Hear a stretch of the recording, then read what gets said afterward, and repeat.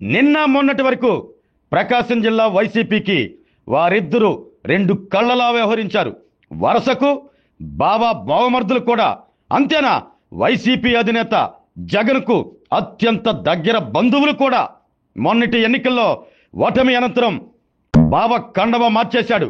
బావ స్థానాన్ని భర్తీ చేయాలి అని చూస్తున్న అధిష్టానానికి బావమర్దే దిక్కయ్యారా?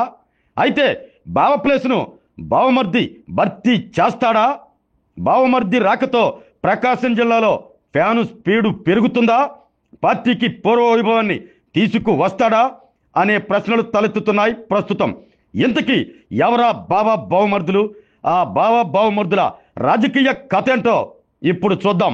రాజ్యసభ సభ్యుడు, మాజీ టిటిడి చైర్మన్ వైవి సుబ్బారెడ్డి, మాజీ మంత్రి, ప్రస్తుత జనసేన పార్టీ నేత బాలినేని శ్రీనివాసులరెడ్డి ప్రకాశం జిల్లాతో పాటు రాష్ట్ర రాజకీయాల్లో ముఖ్య నేతలుగా గుర్తింపు తెచ్చుకున్న నేతలు.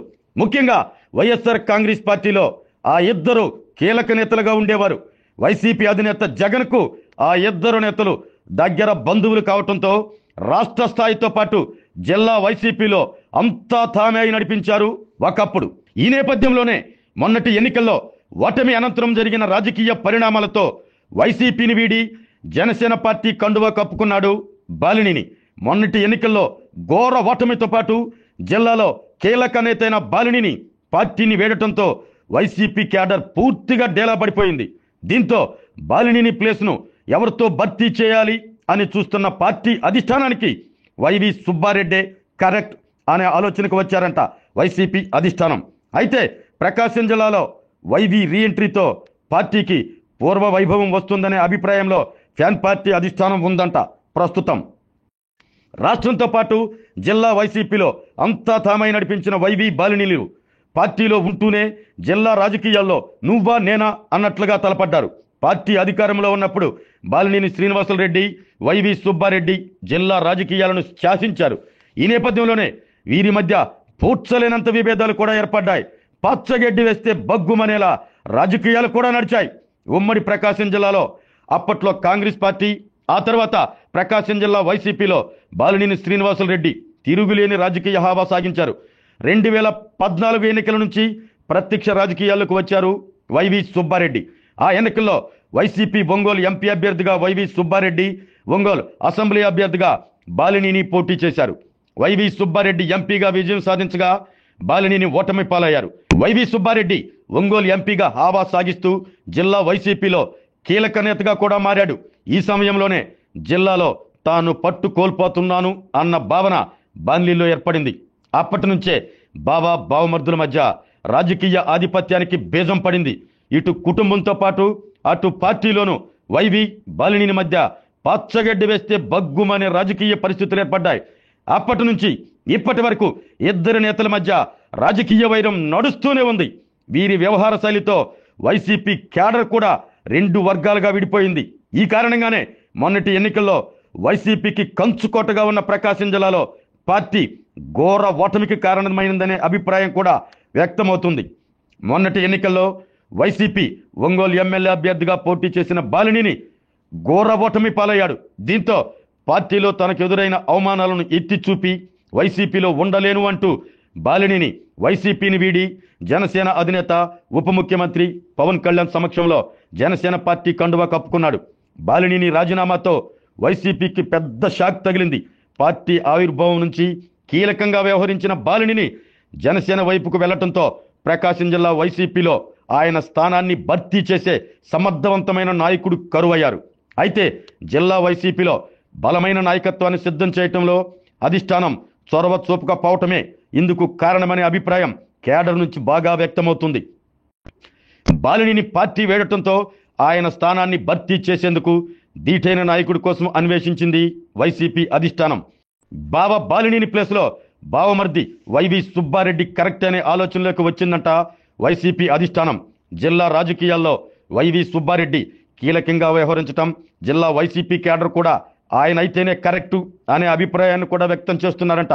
ఈ నేపథ్యంలోనే వైవి సుబ్బారెడ్డి రీఎంట్రీతో జిల్లా ఫ్యాన్ పార్టీ క్యాడర్లో జోష్ పెరుగుతుందన్న భావనలో వైసీపీ అధిష్టానం ఉందంట. ఈ నేపథ్యంలోనే ఆయన సూచనతోనే చుండూరి రవికి ఒంగోలు నియోజకవర్గ బాధ్యతలను అప్పగించిందట వైసీపీ అధిష్టానం. జిల్లా వ్యాప్తంగా కార్యకర్తలను ఉత్సాహపరిచే నాయకుడిగా వైవి సుబ్బారెడ్డే కరెక్టు అనే భావనలో జిల్లా పార్టీ కేడర్ కూడా ఉందంట. దీంతో ప్రకాశం జిల్లా రాజకీయాల్లో మరోసారి వైవి చక్రం తిప్పబోతున్నాడనే ప్రచారం బాగా ఊపందుకుంది.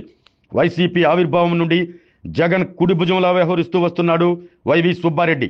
2014 ఎన్నికల్లో ఒంగోలు ఎంపీగా పోటీ చేసి గెలిచి అప్పట్లో జిల్లా రాజకీయాలను ఒంటి చేత్తో నడిపించాడు వైవి సుబ్బారెడ్డి. అయితే 2019, 2024 ఎన్నికల్లో వివిధ కారణాలతో ప్రత్యక్ష రాజకీయాలకు దూరంగా ఉంటూ వస్తున్నాడు వైవి సుబ్బారెడ్డి.